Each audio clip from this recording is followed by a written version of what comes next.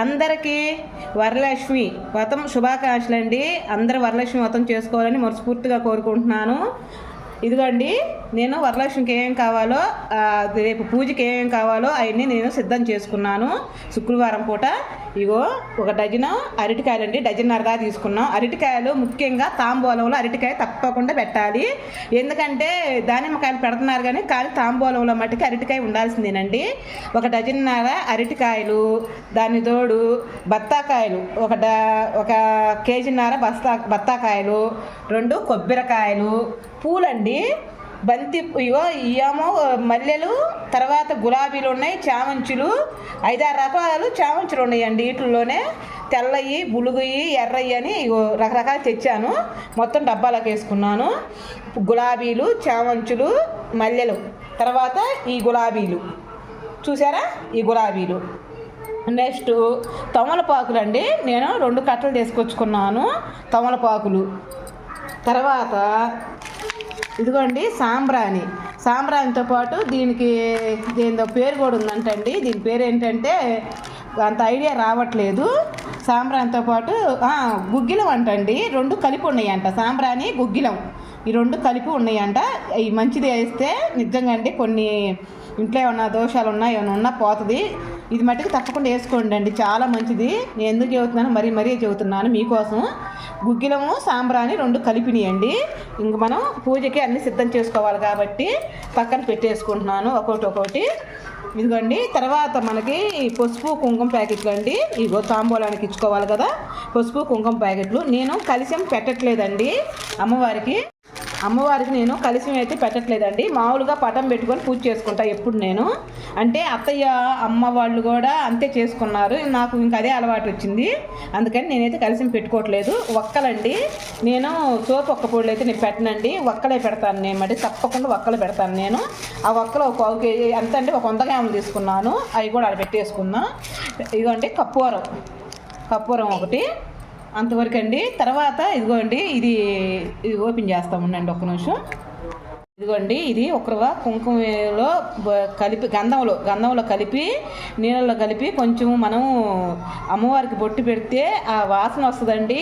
అబ్బా, అసలు గుళ్ళలో వాసన వస్తుంది చూడండి, అలా వస్తుందండి. ఒకసారి ట్రై చేయండి దీన్ని కూడా, ఓకేనండి.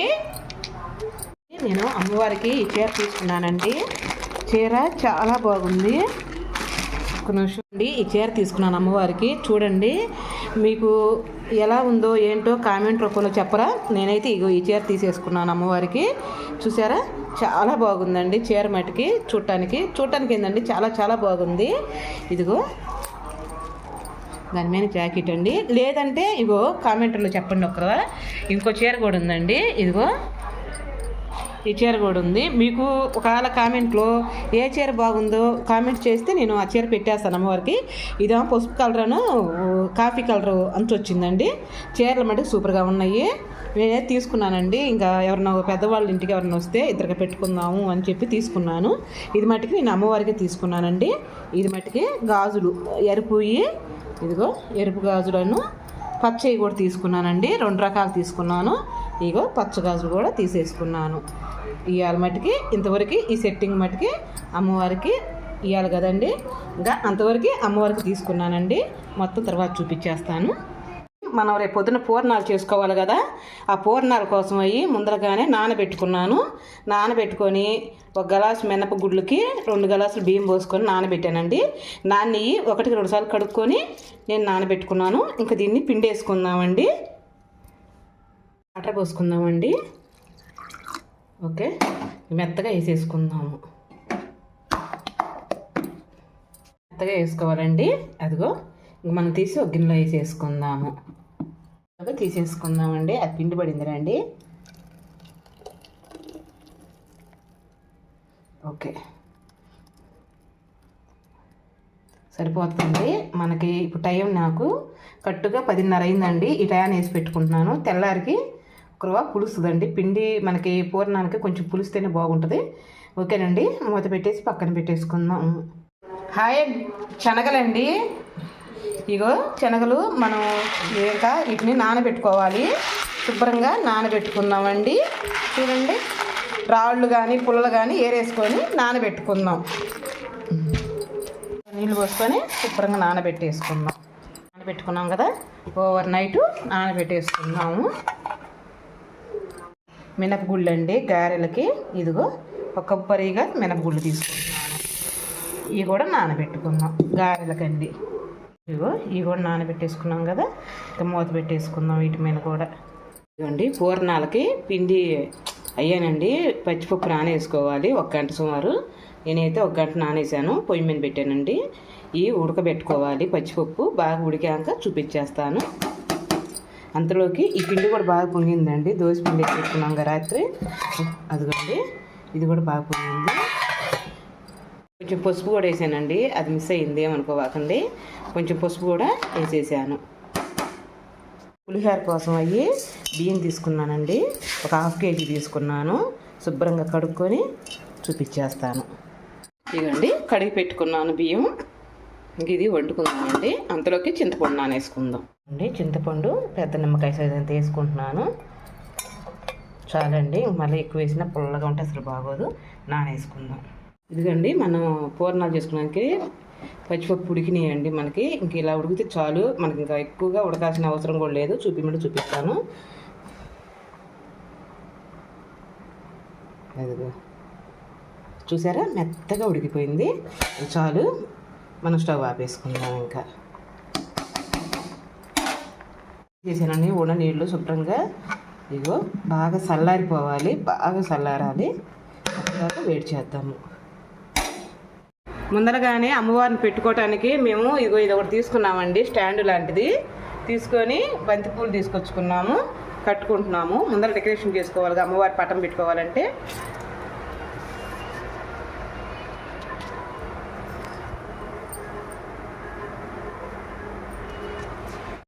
ఇదిగోండి రైస్ కూడా మనకి అయిపోయింది, నీరు తీసింది. ఇక మనం గిన్నెలో వేసేసుకుందాం. ఇగో పెద్ద బేషన్ తీసుకున్నానండి, బేషన్లో వేసేసుకుందాము రైస్.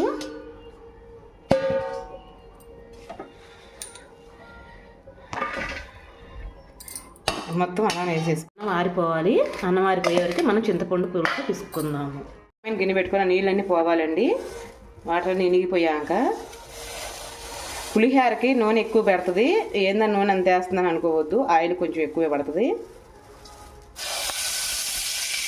ఓకే, కొంచెం వేడెక్కిందాక వెయిట్ చేద్దాము. అదిగో ఆయిల్ కాగిందండి, దాంట్లోకి శనగత్తనాలు వేసేసుకుందాం. బాగా ఫ్రై కావాలి. పులిహోరకి సిద్ధం చేసుకోవాలి. ఒకటండి స్నానం చేసి కాళ్ళకు పసుపు రాసుకొని మనం అన్నీ రెడీ చేసుకున్నాక చేసుకోవాలి. ఇవి కొంచెం ఫ్రై కావాలండి.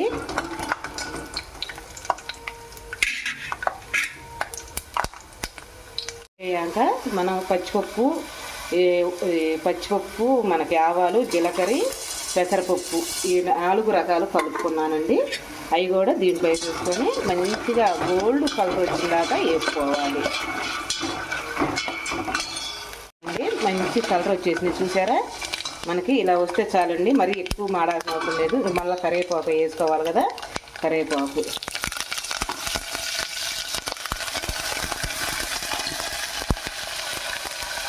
తర్వాత పచ్చిమిరకాయలు, అవి చీరకలు చేసి వేసుకుంటున్నానండి. పచ్చిమిరకాయలు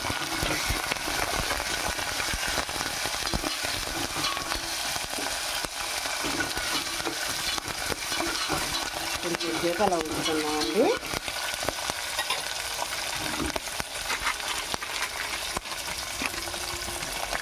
కొంచెం పసుపు,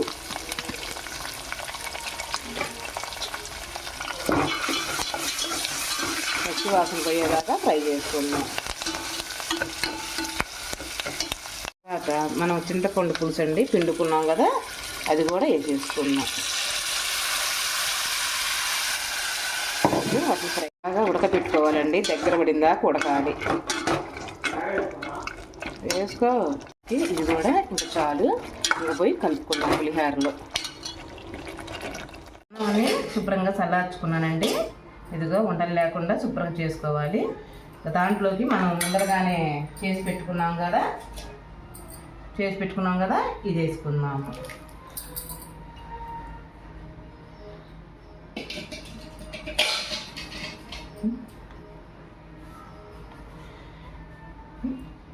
ఇదిగోండి 2 స్పూన్ల దాకా ఉప్పు అండి. చేతితో వేసి స్పూన్లు ఉంటాయి అంటే మామూలు చెబుతున్నాను, 2 స్పూన్లు ఉంటుంది. ఇంకా శుభ్రంగా కలుపుకున్నాము. కాలుతుందండి, ముందర గరిటె పెట్టి కలుపుకోనండి.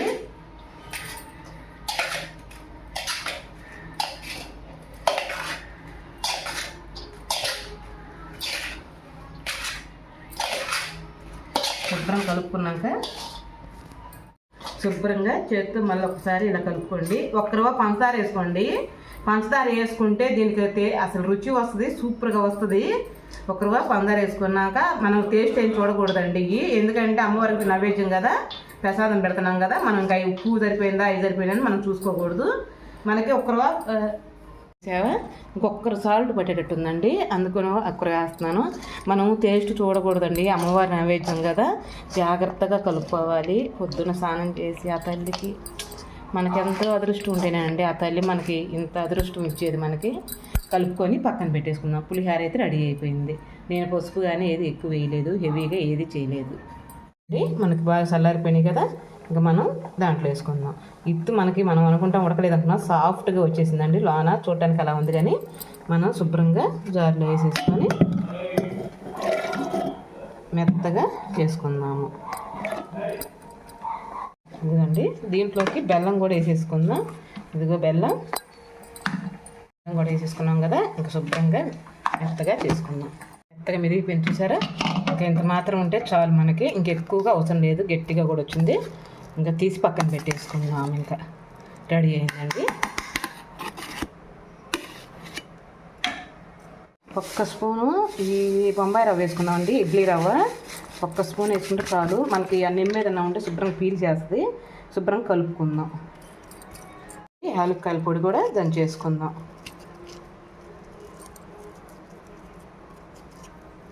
శుభ్రంగా కలుపుకుందాం. ఇంకా మినపప్పు కడుపు పెట్టుకున్నాం కదా, మినపగుళ్ళు, అవి కూడా దీంట్లో జార్లో వేసేసుకుందామండి. ఇది కూడా మెత్తగా పిండి చేసుకుందాం. మినపగారికి సాల్ట్ వేసుకుందామండి, రుచికి తగ్గట్టు, మరింత ఇవ్వకండి, రుచికి తగ్గట్టు సాల్ట్ చాలు. గారె పిండి కూడా రెడీ అయింది. ఇంకా మనం తీసుకోవచ్చు, ఇంకా సరిపోతుంది. గిన్నెలో వేసేసుకుందాం. అది మనం దోశ పిండి రెడీ చేసుకున్నాం కదా పూర్ణాలకి, ఆ పూర్ణాల్లోకి తగినంత సాల్ట్, తినే సోడా అండి 1 రవ్వ ఎంత పొలుకు చాలు. బాగా కలుపుకుందాం. చేతితో కలుపుకోవాలి. చూసి ఎట్టపోయిందో, కొంచెం పొంగాలండి, మరి గట్టిగా ఉన్న బాగోదు.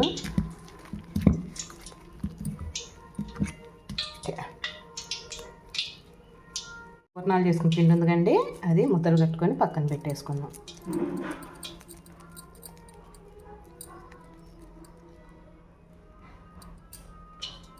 అలానే అన్నీ పక్కన పెట్టేసుకుందాం చేసుకొని.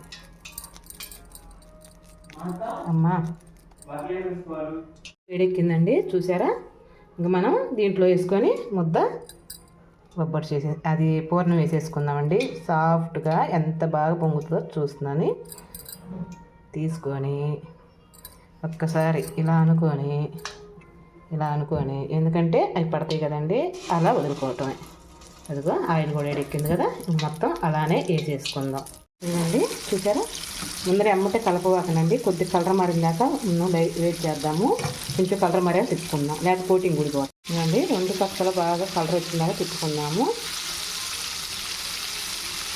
ఇలా కలుపుతుంటే కలర్ వస్తాయండి, మంచి కలరు. ఇదిగండి పూర్ణాలు తీసేసుకుందాం. మనకి వచ్చేసింది చూసారా.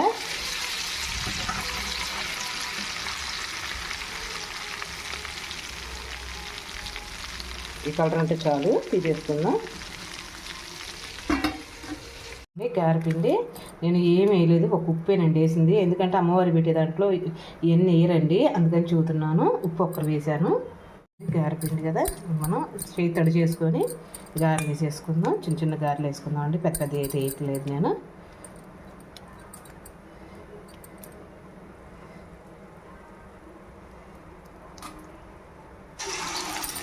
అలానే మళ్ళీ నీళ్ళు తడి చేసుకుంటూ మళ్ళీ తీసుకుంటూ వేసుకోవాలి.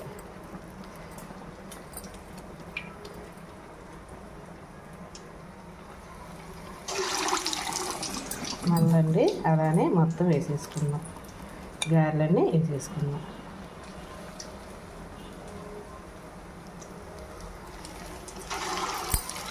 గారెలు కూడా మనకి రెడీ అయిపోయినాయి. అమ్మవారికి ఇంకా తీసుకున్న ప్లేట్లో పెట్టుకోవటమే. శుభ్రంగా ఉడికిపోయినాయి. చూసారా, మనం ఏమి వేయకూడదు కదండి, చప్పగా ఉంటాయి. కానీ అమ్మవారికి ప్రసాదం కదండి. గారెలు, పూర్ణాలు, పొంగలి ఇవన్నీ రెడీ చేస్తున్నాను. ప్లేట్లో తీసేసుకుందాం. ఇంకా మళ్ళీ అలానే తీసుకుందాం. ఇంకా స్టవ్ ఆపేసుకుందామండి. ఇవి కూడా దీంట్లో వేసేసుకుందాం. స్టవ్ ఆపేసుకుందాం. ఇంకా గారెలు రెడీ అయినాయండి. పసుపు రాసుకోవాలండి తెపాలకి, పొంగల్ తెపాలకి. బొట్లు పెట్టుకోవాలండి. 5 బొట్లు పూజ చేసుకొని మనం ముందరగానే కాళ్ళకు పసుపు రాసుకొని ఇవన్నీ వైనం చేసుకోవాలి. 1 గ్లాస్ వాటర్ తీసుకున్నానండి. నేను పాలు ఎక్కువ పోసుకుంటాను. పొంగట్లో సూపర్గా ఉంటుంది పాలు ఎక్కువ పోసుకుంటే. ఇదిగండి,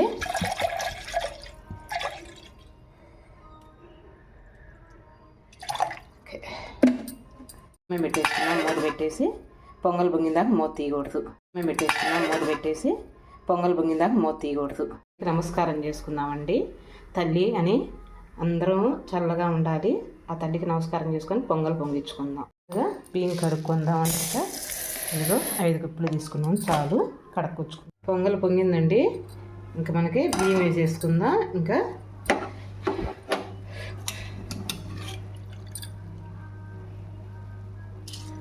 నిమిషం అండి.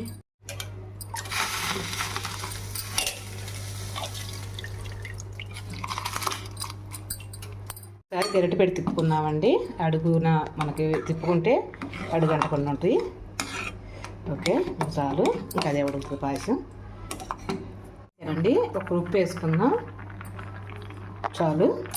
ఇంకా మనం తిప్పేసుకుందాం. యాలక్కాయలు కూడా దీంట్లోనే వేసేసాను. ఓకే, బాగా ఉడకలేదు. అమ్మవారు ఎంత అందంగా, అసలు ఎంత ఉందో. ఏముందిరా స్వామి, సూపర్గా ఉంది. ఆ తల్లికి నమస్కారం చేసుకోండి అందరూ. ఈ వీడియో నచ్చితే ఇవ్వండి. తాంబూలం అయితే మేము అందరికి ఇచ్చుకున్నాము, అయిపోయినాయి కూడా. మొత్తానికి 11 మందికి ఇచ్చేసామండి తాంబూలం. ఇదిగో 11 మందికి తాంబూలం ఇచ్చుకున్నాను. అమ్మవారికి ముందరగా నైవేద్యం ఇదిగో అన్నీ పెట్టుకున్నాను. పానకం, వడపప్పు, సలిపిండి, చిల్లర మొత్తం పెట్టుకున్నాను. ఓకేనండి, వీడియో నచ్చితే ఒక లైక్ చేసి ఒక కామెంట్ చేయరా. రేపు మంచి వీడియోతో మేము ముందుకు వచ్చేస్తాను.